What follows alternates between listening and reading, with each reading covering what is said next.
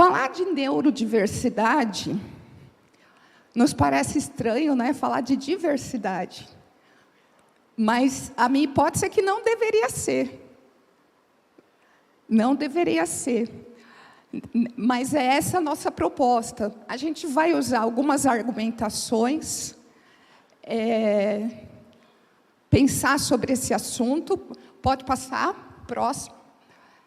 A gente vai falar um pouco dessas expressões que a gente tem escutado muito, o que é neuroatípico, neurodiversidade, pensar um pouco sobre identidade e propósito, pensar num cérebro que processa o que Deus revela. E ainda, conforme o nosso tempo, pensar um pouco em sugestões práticas. Eu queria falar um pouco do meu ponto de partida. Eu me converti aos 14 anos e eu passei uma infância precisando muito de cuidados de profissionais de saúde.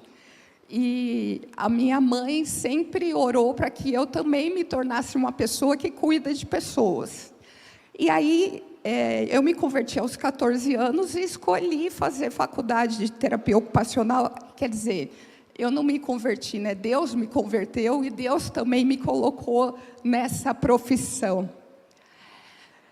Na terapia ocupacional, eu passei por alguns percursos de especialização em educação inclusiva, em neurologia, em transtorno do espectro do autismo.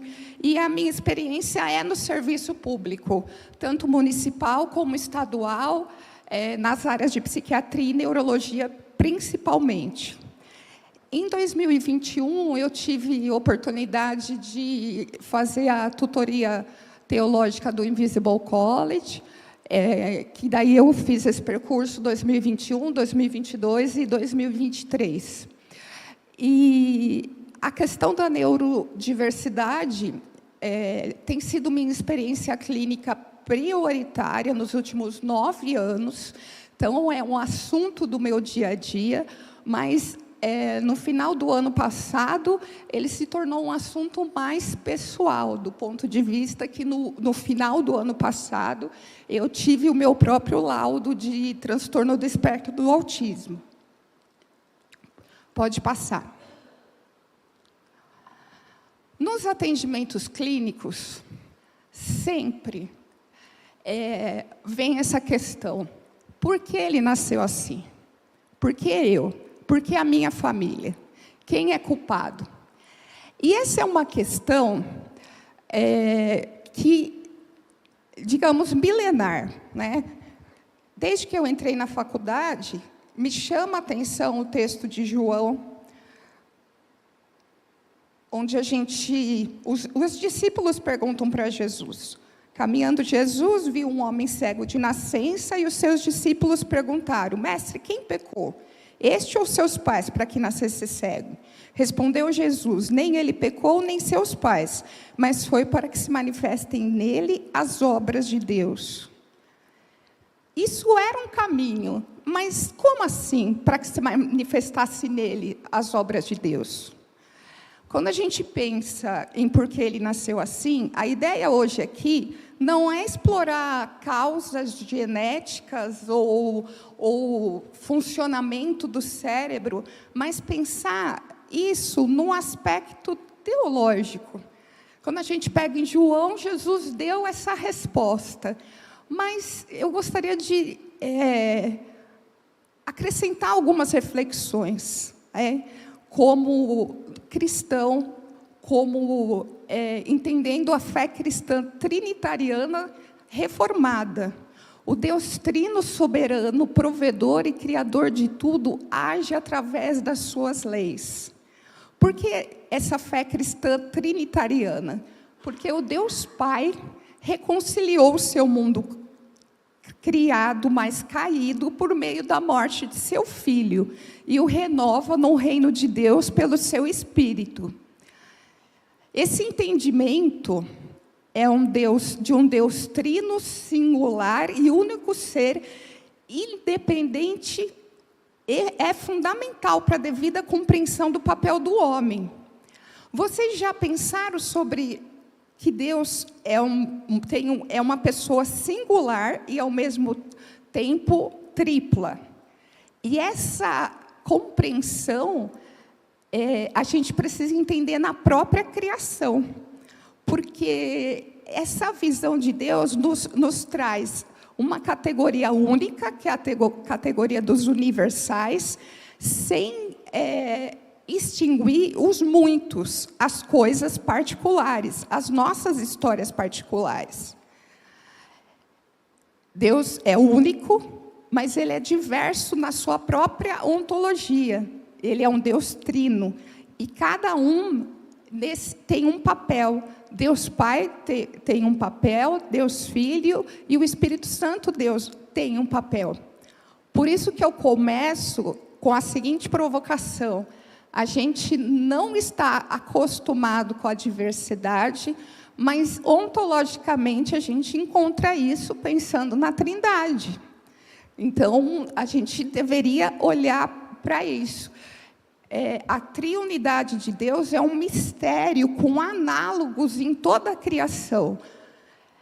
E por isso a gente tem que reconhecer unidade e diversidade no mundo que Deus criou.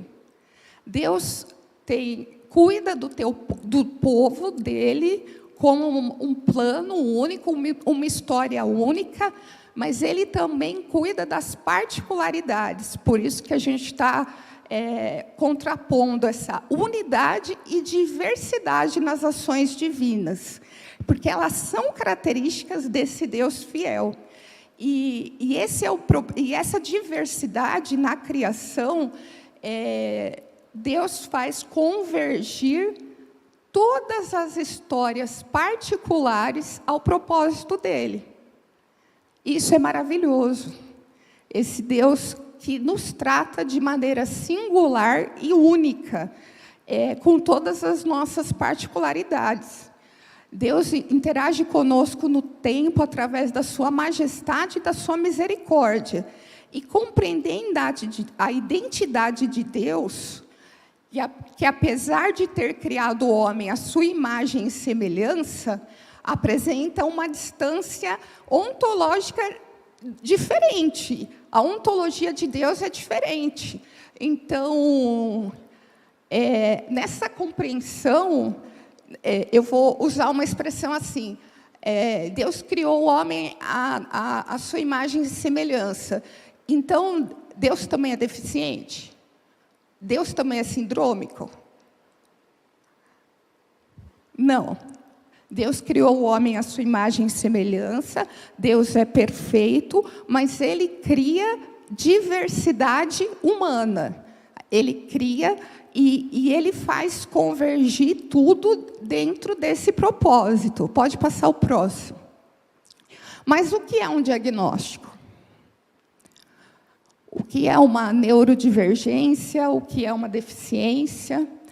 A OMS define isso na interação entre o indivíduo e os fatores pessoais e ambientais.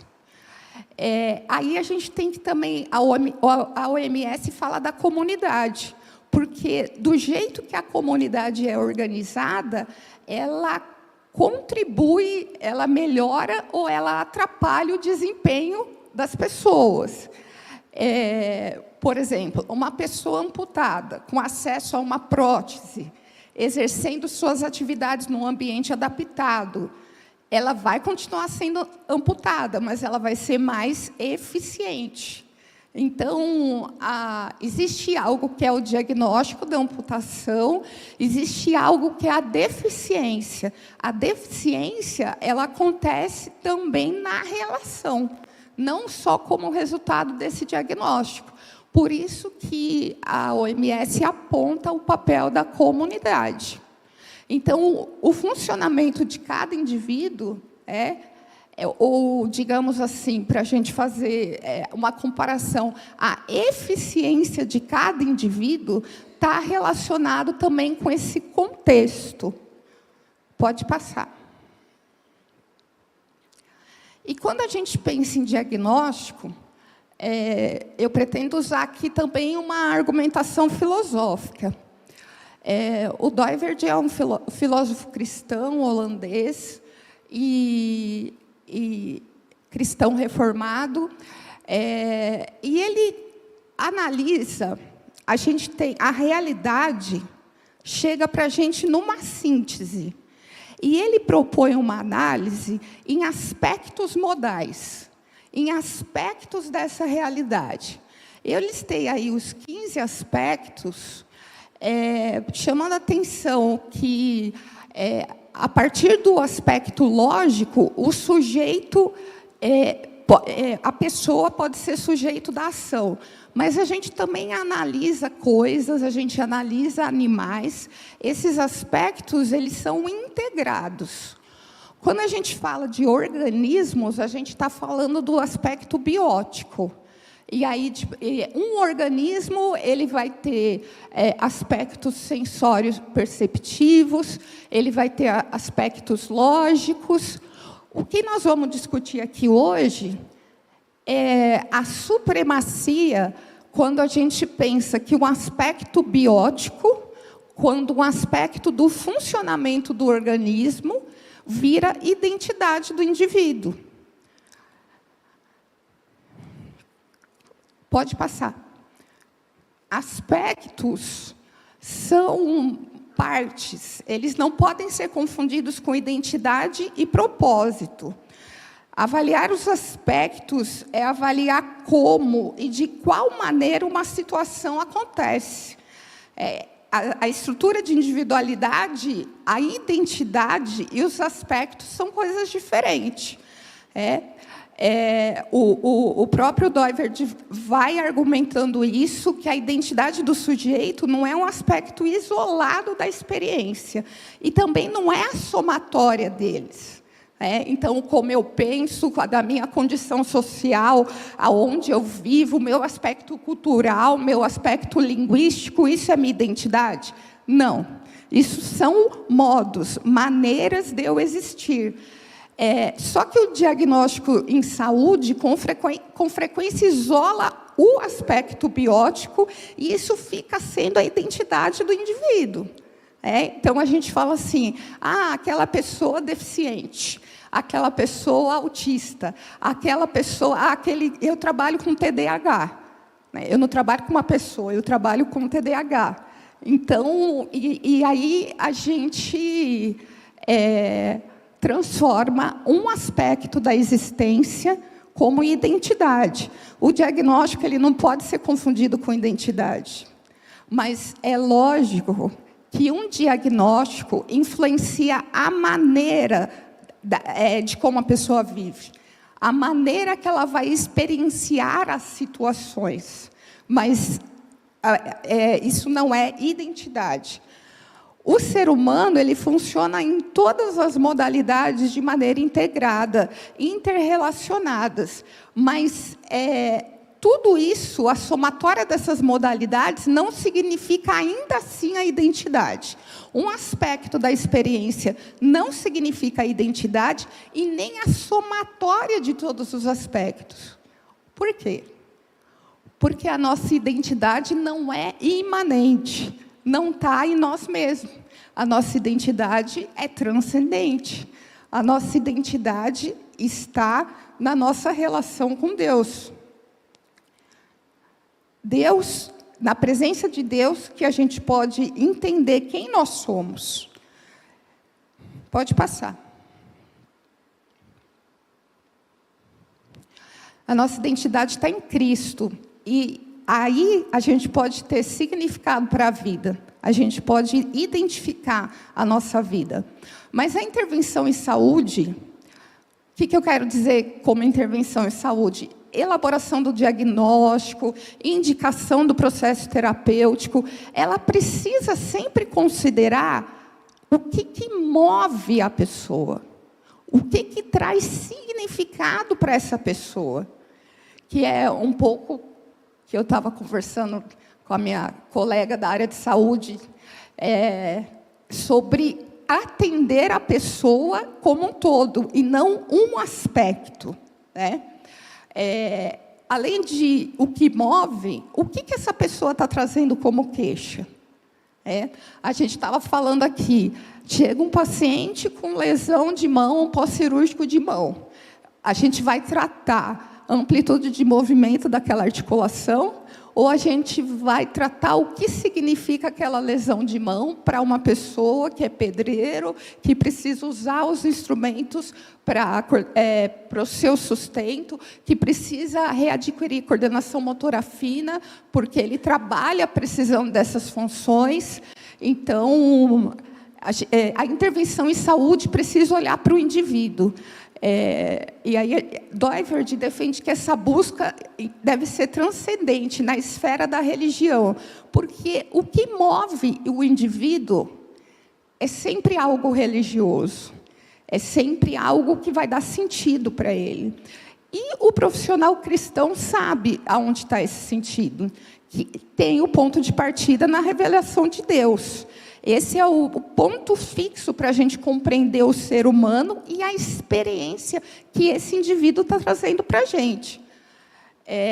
Então, isso não significa que o Doiverd, na sua filosofia, ele vai desprezar a análise, a especialidade, a análise dos aspectos. Pode passar o próximo. Mas a gente tem que fazer a análise e a síntese. Porque se a gente atende ou vê a pessoa só em determinados aspectos, a gente vai perder quem ela é, que é essa síntese. Pode passar. E aí, a questão do diagnóstico ainda é uma escolha de um modelo de intervenção.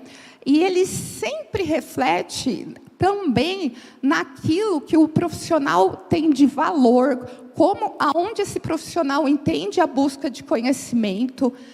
Isso é fundamental quando a gente pensa na aplicação da ciência. Então, um modelo que eu gosto e que defendo na clínica é o modelo centrado no cliente. Porque é um modelo de conhecimento compartilhado entre o terapeuta e a pessoa que está sendo atendida, no sentido de que o que é importante para mim, para a minha vida, e o que é importante para essa pessoa. Não tem como a gente desvincular as ciências dessa aplicação. Então, hoje, a gente está em um momento muito complicado, porque se faz propaganda de práticas baseadas em evidência e não existe um raciocínio pessoal daquela família que está à sua frente. Então, por exemplo, tudo que se fala do autismo, se fala da análise do comportamento aplicada, como se isso fosse, inclusive, redimir, curar o autismo. Então, qual é a prática baseada em evidência? Em qual evidência? Então, a gente precisa priorizar a questão relacional. E, quando eu penso na aplicação da ciência, quando eu penso nisso, na teologia, eu preciso ir para o John Frame. Pode passar o próximo, com a questão do triperspectivismo. Porque o Frame nos ensina que a gente tem uma normativa, alguns pressupostos, a gente tem uma situação e a gente tem um indivíduo à nossa frente. Isso, ele pressupõe também uma aplicação para a teologia, mas eu trago essa discussão para a aplicação do conhecimento, no geral, numa epistemologia geral, pensando que a ciência clínica ela não pode se descolar ou ser dialético com a normativa. O profissional cristão ele tem que escolher usar uma ciência que não vá contra aos pressupostos das Escrituras Sagradas. O profissional, inclusive, não só de saúde, de qualquer área. Então, a ciência, ela não se desgruda da perspectiva cristã e nem da teologia. Então, por isso que eu trago o frame nessa perspectiva, no sentido de que a gente precisa pensar a teologia e qualquer ciência de uma maneira relacional para esta pessoa. E o triperspectivismo aponta, sim, para a necessidade da igreja ser relacional e não apenas ensinar proposições sobre Deus, conceitos teóricos. A igreja precisa de informação para lidar com diferentes realidades e buscar antecipar tendências para cumprir seu papel de proclamar o reino de Deus. O conhecimento de Deus precisa ser relevante para cada indivíduo, proporcionando integração cognitiva e prática. O conhecimento de Deus, ele é pessoal. A experiência com Deus, ela não é algo que acontece pela nossa inteligência. A nossa inteligência, a nossa capacidade, os nossos dons, as nossas habilidades devem ser usadas para a glória de Deus. Mas isso acontece posterior. Existe aí um pressuposto, que é o que Deus imprime no nosso coração. Pode passar.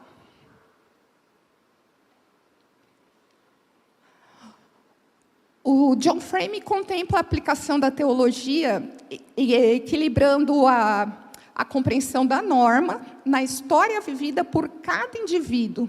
O personalismo na teologia é um meio de edificação. Quando negligenciamos, simplesmente não estamos comunicando todo o conselho de Deus. A aplicação das três perspectivas coloca para a igreja muitos desafios, além do conhecimento profundo da Escritura. A perspectiva existencial nos constrange a pautar nossos relacionamentos, guiado pela lembrança que todo homem foi criado à imagem e semelhança de Deus.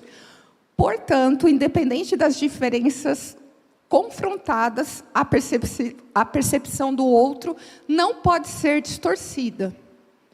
A pessoa diferente da gente, a pessoa com diagnóstico, a pessoa que funciona diferente, ela foi criada à imagem e semelhança de Deus. Pode passar o próximo. E aí tem uma questão. Mas ele entende? Quando a gente fala de deficiência ou de neurodiversidade, a gente tem um espectro. A gente tem pessoas muito inteligentes, a gente tem pessoas que não tiveram nenhum sintoma em relação ao seu potencial cognitivo. E tem um outro aspecto, as pessoas que às vezes não falam, as pessoas que não conseguem comunicar com a linguagem que a gente usa. E aí a gente pega... Como que nós vamos proclamar a palavra, o evangelho, para uma pessoa assim, ou para uma pessoa que, às vezes, até fala, mas não me olha, ou parece que não para no lugar? Eu fico pensando que, quando a gente vai fazendo esse percurso do próprio Deus, que na sua ontologia também tem a sua diversidade, nós, como igreja, muitas vezes nos preparamos para os iguais. Todo mundo que senta no banco, ou toda criança que fica em pezinho direitinho no coral, ou todo mundo que funciona de um jeito muito parecido no padrão. E quando a gente tem experiência com Deus, a gente sabe que Ele age na nossa individualidade. Ele entende? Essa também é uma pergunta que a maioria das famílias fazem, principalmente com a criança pequena, né? Que a gente vai dando orientações clínicas, e aí, quando a gente tem esse movimento de acreditar, as coisas vão muito mais fáceis. O duro é quando nem a própria família acredita no potencial da criança. Fé e razão. Crer para entender ou entender para crer? Isso é uma discussão na história da filosofia, da teologia, é uma discussão muito antiga, muito desde sempre. A gente crê, a gente só entende porque o Espírito Santo transformou o nosso coração. Deus trabalha primeiro no nosso coração, e aí a gente pode compreender.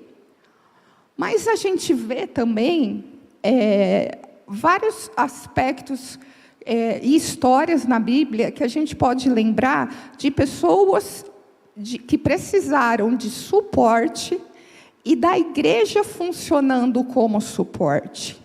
Por exemplo, na história de Moisés. O que aconteceu com Moisés? Deus chamou, ele argumentou, colocou a sua necessidade de suporte, e o que Deus fez? Quem que Deus mandou?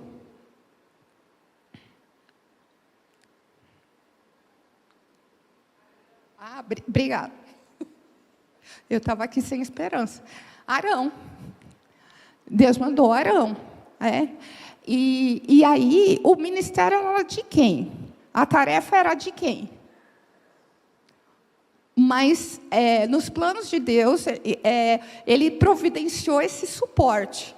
E tem outras questões, quando a gente pensa nisso. Por exemplo, no texto mais conhecido da igreja primitiva, como viviam os convertidos em Atos 2, tinham tudo em comum, iam de casa em casa e repartiam os bens à medida que iam acontecendo as necessidades. O papel da igreja como suporte. E aí entendendo o suporte nos seus vários aspectos. A pessoa com deficiência, ela precisa de suporte para ter acesso. Esse suporte não tem a ver com maturidade. Puxa vida, aquela história de ficar sempre no leitinho, você não vai crescer, não? Você só vai querer esse leitinho, você não vai ficar independente. A pessoa com deficiência, ela tem um diagnóstico, e porque ela tem uma necessidade. Então, não é verdade, isso é uma coisa muito importante, que todo mundo é um pouco deficiente. Hoje está até na moda de falar que todo mundo é um pouco autista, vocês já ouviram isso? Então, queridos, não é verdade. Não é verdade. Os diagnósticos, eles são baseados em classificações mundiais, eles têm critérios para acontecer, eles não são de achismo. Então, a gente pode dizer que todo mundo tem dificuldades, mas não que todo mundo tenha a sua deficiência. Porque mesmo que você use óculos e não enxergue muito bem com óculos, quando você põe um óculos, você se resolve. Quem é deficiente visual não tem um óculos para ele se resolver. Então, a gente não está falando aqui de achar que é coitadinho, porque a gente também já falou no dia de hoje, que a eficiência da pessoa tem muito a ver com o ambiente que a gente oferece a ela. Que ela pode ser mais deficiente ou menos deficiente nessa questão da acessibilidade do ambiente. Então, não se trata de incapacitar a deficiente, não. Se trata de promover a inclusão, entendendo o que eu posso oferecer para que esta pessoa possa ser eficiente. E entendendo a questão da diversidade, que talvez a gente precisa aguentar, tolerar as diferenças de nós mesmos? Será que eu posso suportar que, às vezes, numa situação litúrgica, alguém precisa ficar em pé para prestar atenção? Isso talvez é uma adaptação simples, vocês não acham? Né? Será que eu posso suportar que talvez para a gente criar hábitos em pessoas com alterações de processamento, a gente precisa criar espaços no ambiente que essa pessoa se regule? Mas a gente vai continuar. Pode passar, por favor. Porque a gente está entrando no processamento sensorial. Isso tem a ver com o cérebro. O processamento sensorial, a gente não está falando de capacidade cognitiva, mas a gente está falando de processar as informações do ambiente. Todo mundo tem processamento sensorial, todo mundo processa as informações, e é assim que a gente aprende. A gente capta a informação e interpreta essa informação. A gente tem funções que são do sistema nervoso central, do sistema nervoso periférico, a gente tem o processamento sensorial, controle motor e respostas automáticas, e a gente tem também o sistema nervoso autônomo, que controla os processos internos, a pressão arterial, a frequência cardíaca, respiratória, temperatura corporal. A pessoa neurodivergente, ela tem alteração nesse processamento sensorial. E como que é essa alteração? Que aspecto que a gente está falando? Ela pode ter alteração na discriminação. Ela não sabe que estímulo é esse. Ela pode ter alteração na modulação. Ela até sabe que está quente, mas ela não consegue dizer a quantidade, ela não consegue planejar, modular o quanto tem de estímulo. Ou ela pode ter uma alteração no planejamento executivo. Porque o que acontece no processamento sensorial? A gente tem uma informação, aí o meu cérebro fala, bom, isso aqui, eu estou vendo pessoas sentadas, meu cérebro sabe onde eu estou relacionando com o que isso está acontecendo. E aí, o meu cérebro pensa assim, eu vou ter que dar uma resposta com essa informação que eu tive. No caso, Cristina, continua falando, porque você está aqui para dar a palestra, as pessoas estão sentadas por isso. Aí o meu cérebro manda eu continuar falando. Então, isso é o processamento sensorial. Todos temos, em todo momento, e todas as entradas, não só visual, auditiva, a gente tem a percepção do próprio corpo, eu listei aqui para vocês, audição, paladar, tátil, visão, olfato, vestibular, aí tem algumas, vestibular é o equilíbrio, tá, gente? Não é a prova. O sistema vestibular tem a ver com equilíbrio, e alteração de equilíbrio, enfim, labirintite, que é mais conhecido. Aí essas outras palavrinhas que são menos conhecidas. O processamento sensorial nociceptivo, que é a percepção da dor, termoceptivo, da temperatura, a interocepção, a percepção da fome, sede, sono, a repressão da bexiga, e o proprioceptivo, a percepção da postura e contração muscular. Eu sempre tive, até hoje, tenho problema de interocepção, além de outras alterações no meu processamento sensorial. Pode passar. Quando a gente pensa em processamento sensorial, eu me lembro, e essa relação que eu fiz, quando a gente teve a oportunidade de estudar o Anselmo de Cantuário.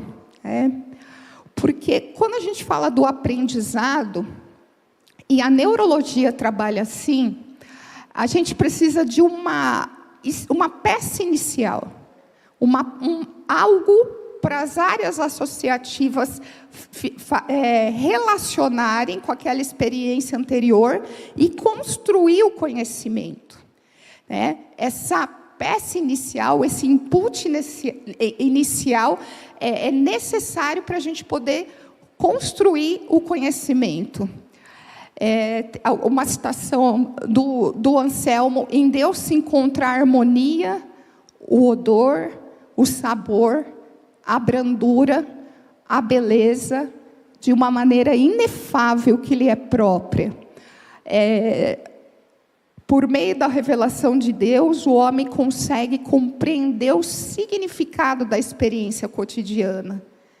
Essa experiência sensorial também é algo que Deus controla, que Deus promove para o nosso cérebro. O bispo Anselmo de Cantuária descreve a grandeza de Deus como incompreensível ao pensamento humano. Assim como a luz do sol, o que a gente não pode contemplar diretamente, mas a gente sabe. Deus se revela ao homem, dando subsídios para o funcionamento das áreas associativas. E aí a gente pode ter significado. As experiências sensoriais e as proposições cognitivas. Só que a primeira peça é Deus que coloca. É Deus que coloca para as nossas áreas associativas trabalharem e trazerem significado. Por isso que a revelação de Deus é anterior a toda a nossa experiência de processamento sensorial e aquisição de conhecimento. Pode passar. A gente coloca aqui o Anselmo como um tipo, né? Um tipo de pressuposicionalista. Porque esse Deus, sendo ser que não pode se conceber nada maior, compreendido na inteligência, precisa ter sua experiência admitida na realidade. A fé é o ponto central. A fé possibilita a razão. Na sua obra principal, o Proslódio, o Anselmo defende que a fé é amparada pela razão. Só que a fé acontece primeiro. Somente pela fé o homem pode ter o conhecimento verdadeiro de Deus. Então, a revelação é o ponto de partida para o conhecimento. A revelação de Deus é o ponto de partida. Pode passar. Aí eu queria contar uma história do menino do cobertor azul.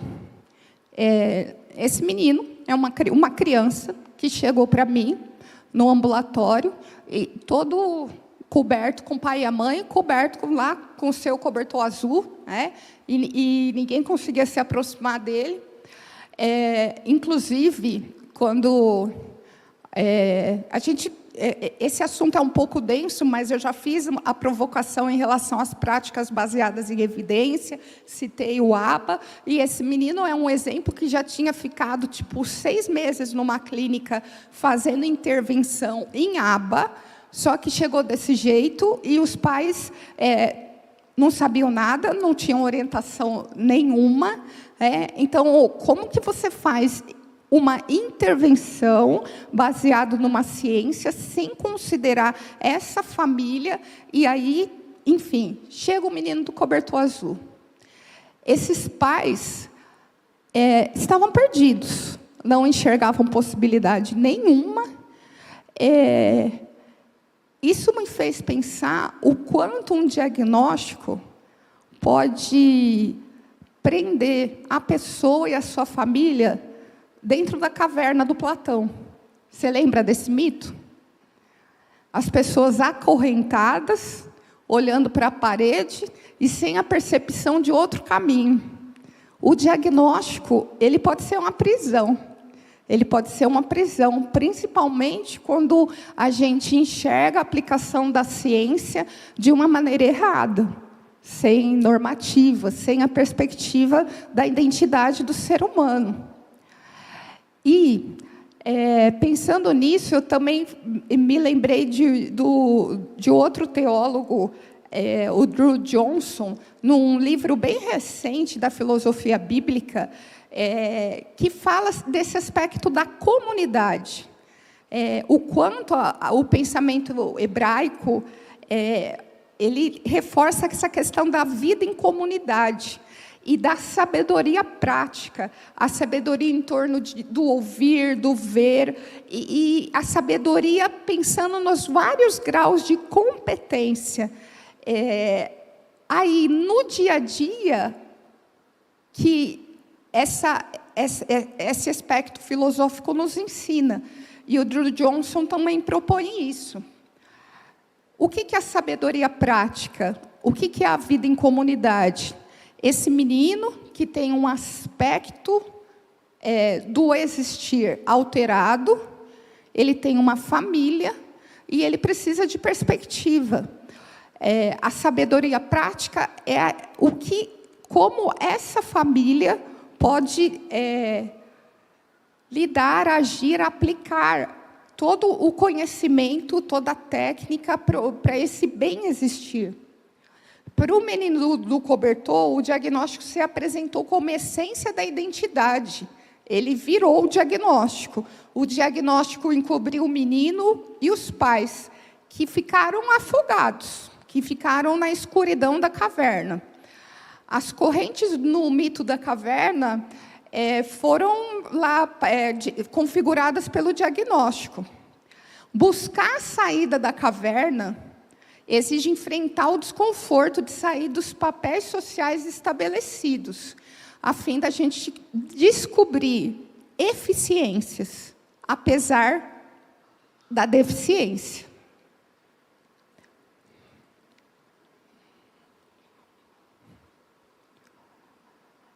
Mas, para isso, a gente precisa sair da nossa busca incessante por padrões.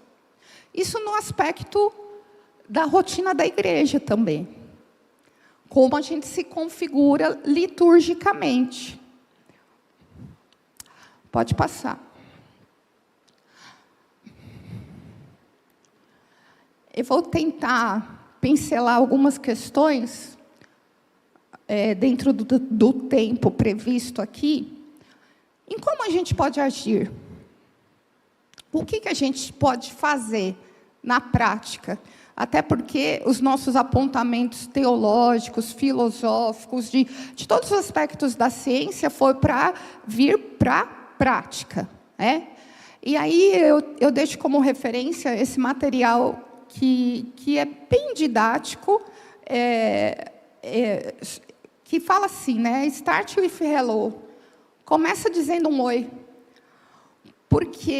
E aí ele aponta, seja no seu departamento, aqui na igreja, seja na atividade que você desenvolve, ou seja até fora da igreja, no sentido de lidar com essas diferenças.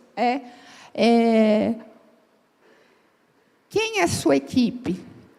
A gente fala muito na igreja da essência do amor, e é isso mesmo, a gente tem que amar a Deus, amar a igreja e amar as pessoas. Mas a ideia de incluir, a ideia de pensar, esta pessoa, ela precisa ser individualizada. Cada projeto de inclusão, ele vai precisar atender às características de cada igreja, de cada situação e de cada pessoa. Pode passar. Com a ideia de amar, ele precisa levar o conhecimento. Eu preciso amar as pessoas, mas eu preciso também conhecer como que eu devo lidar com esta pessoa que tem essa característica que eu não conheço. Então, sim, é necessário que a igreja busque orientações técnicas. E aí, tem alguns passos. O material sugere alguns passos. Pergunte. É o primeiro passo. A Deus como fazer, a cada família, pessoa, quais são suas necessidades. Descubra quais são os gatilhos de crise. O que desregula essa pessoa? O que faz mal para ela? Lembrando que o processamento, na neurodiversidade, ele é alterado. Um barulho que não te incomoda pode incomodar a pessoa. Um cheiro que você não percebe pode incomodar a pessoa. e assim como todos aqueles aspectos sensoriais, audição, tato, paladar e todos aqueles aspectos proprioceptivos que a gente listou. Então, não tem como você adivinhar o que vai incomodar. Tem para uns que o barulho incomoda por demais.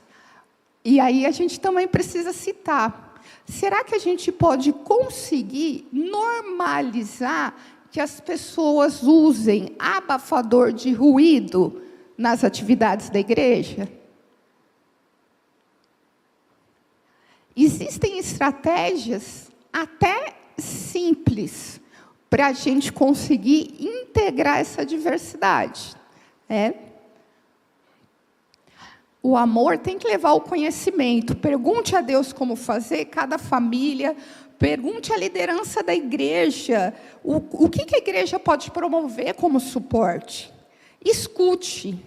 O conhecimento técnico não te informa sobre aquela pessoa que acabou de chegar. Porque a pessoa com dificuldade, ela sabe das melhores estratégias para ela ficar bem.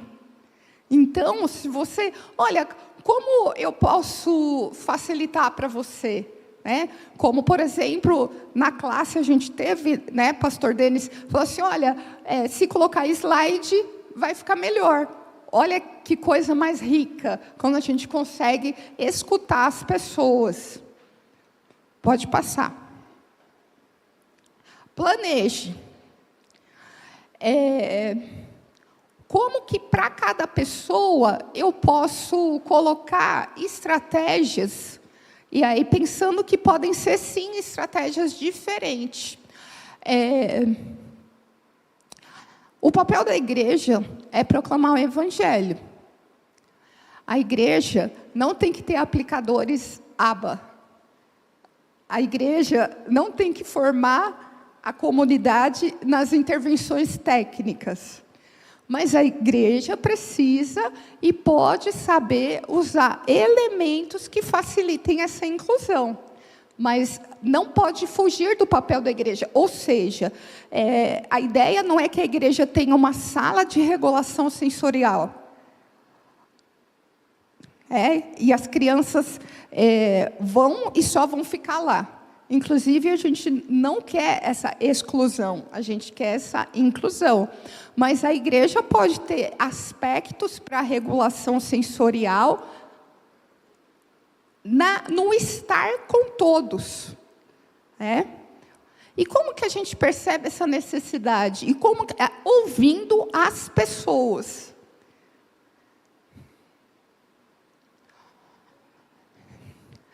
E aí, depois de planejamento, treine, revise os aprendizados e esteja em contato com outras experiências de outras comunidades.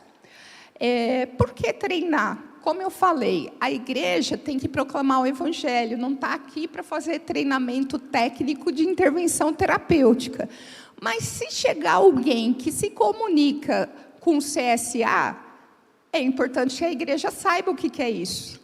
Se chegar alguém que se comunica com Libras, é importante que a igreja tenha esse suporte. Mas, a cada situação, isso vai acontecendo e despertando para essa provisão. Assim como eu falei aí das estratégias dos tipos de comunicação, e também os manejos, que é importante... na questão das atividades litúrgicas, contato físico, volume de voz e o uso de outras tecnologias que podem facilitar essa inserção. Pode passar.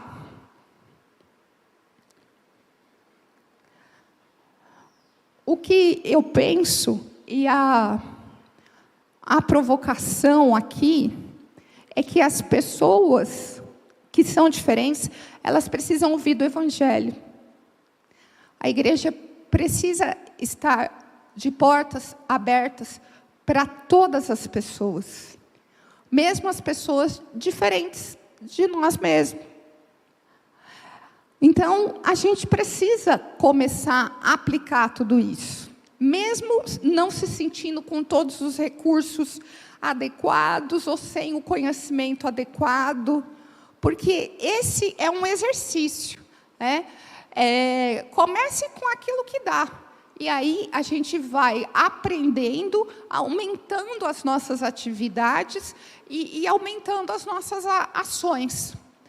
Nós temos feito aqui, desde o ano passado, encontros mensais, e a gente chamou o grupo de Juntos. Esse café da manhã tem sido um café de compartilhar experiências e aprendizado. Inclusive, no último, a gente conversou da necessidade das nossas ações irem para o domingo, no sentido de poder apoiar e dar suporte e orientação nas atividades litúrgicas, no sentido da gente estar incluindo, trabalhando isso com a igreja também no domingo. E como é isso? Como eu falei, às vezes necessidade de espaço de regulação sensorial, pausa, às vezes nas participações litúrgicas, necessidade de movimento, de mudança postural. Às vezes, para manter a atenção, tem que ficar em pé. Aí tem que sentar de novo. Necessidade de estímulo proprioceptivo, para você manter a atenção. Materiais visuais, assentos de diferentes texturas. Então, são recursos. Existe um tanto de recurso que é fácil de adaptar, que é acessível. Porque o Evangelho é para todas as pessoas, independente das suas características, independente das suas habilidades, da sua posição social, da sua cultura, da sua eficiência. E é assim que Deus trabalha na gente. Pode passar o próximo? E aí, queria deixar para reflexão esse texto e essa canção. Se você der um play, aí eu acho que a música toca. Juntos, na mesma fé, no mesmo amor, juntos na mente e coração.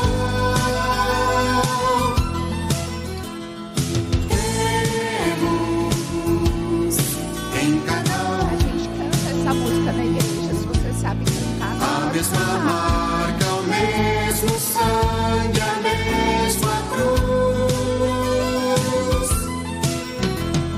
Juntos somos um corpo em Cristo. Juntos somos um corpo vivo. Corpo que adora e que serve. Corpo que chora e se alegra. Corpo que parte e que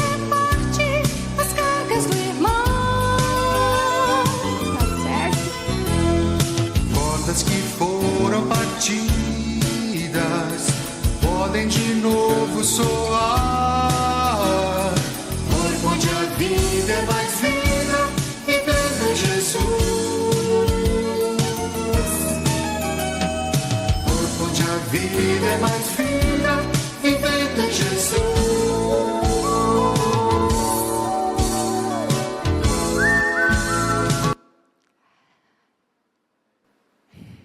Juntos na mesma fé, num Deus que em si só nos ensina sobre unidade e diversidade, na comunhão da igreja, sendo suporte uns aos outros e aprendendo desse Deus que não age segundo as nossas competências, mas transforma o nosso coração e fala com cada um de nós na linguagem que o nosso coração pode entender. Tá bom? Eu agradeço muito a Deus essa oportunidade. E talvez você tenha questões, dúvidas, e hoje não tem um tempo para esse debate, mas a gente vai se colocando como grupo, à disposição da igreja para trabalhar nessa perspectiva de inclusão, nessa perspectiva de respeito. Tá bom? Obrigada.